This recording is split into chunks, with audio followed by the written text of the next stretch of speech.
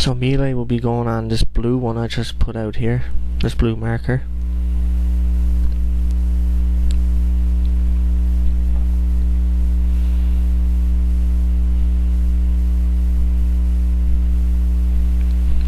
Range be going on this green one.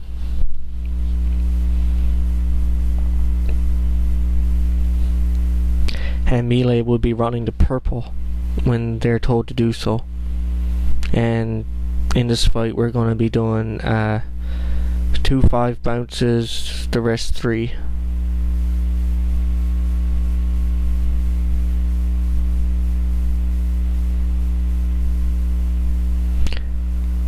Now the purpose of this red one and the yellow one is for the tank to make the path from the boss to the range, because when you pull them you can't really see where the range is stacked, and in using this path it makes it easier for the ranged and the tank as well as the melee, so pretty much everybody. You want to line them up with this path so that the range doesn't need to move as much to bounce the ball, and therefore the tank shouldn't have to move very much to make sure the ball hits him. And you'll see what I mean more clear when when the boss fight as it goes on.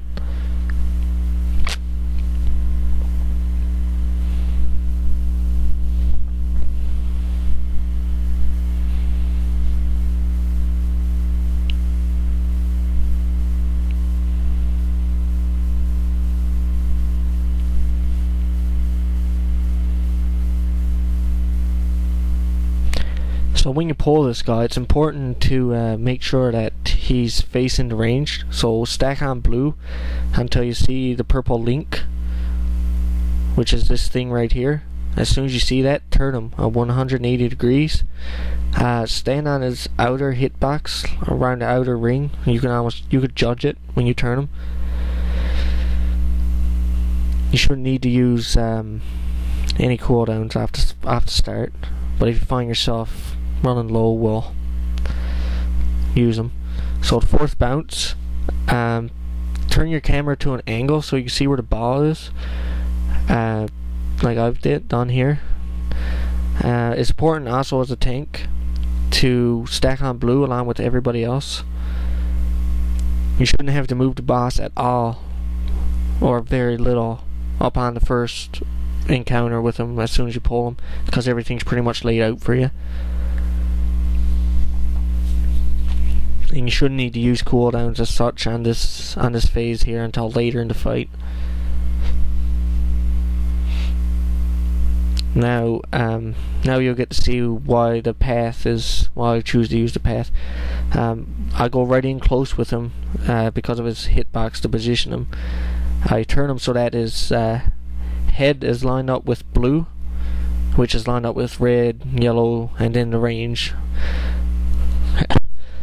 As you can see here, the head with blue, and you'll see now when he spawns the ball, it's fairly close to where the range is standing.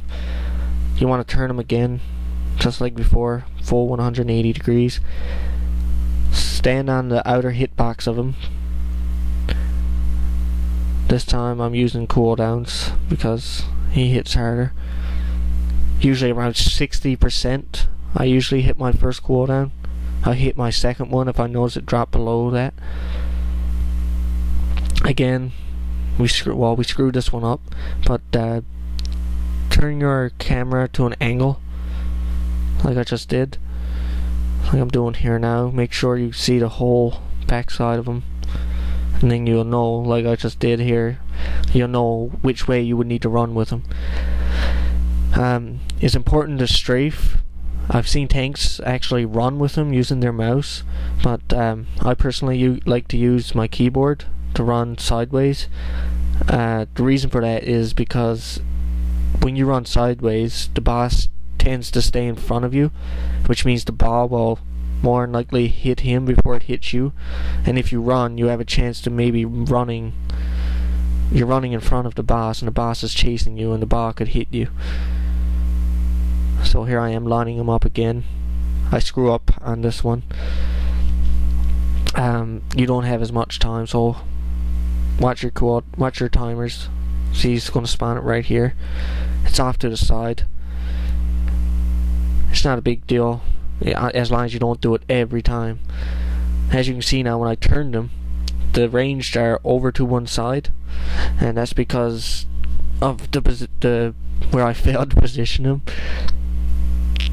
and therefore I'm going to need to run with them now after this bounce.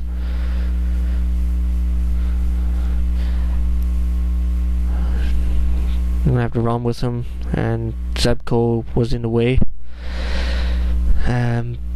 And the reason for that is because the ball was more to the right, which is where the melee we're going to run. So positioning the boss is a key to this fight, really.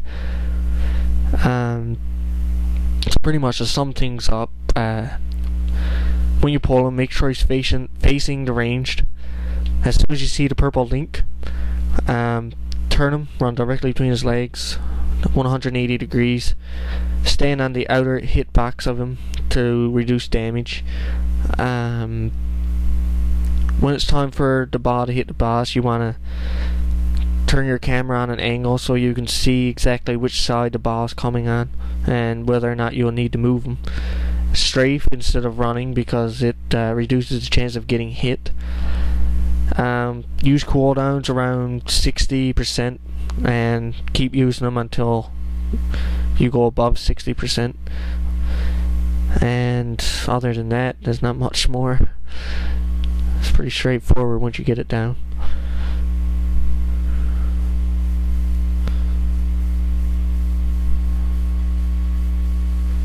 Let me stack up on blue again, and we kill this guy.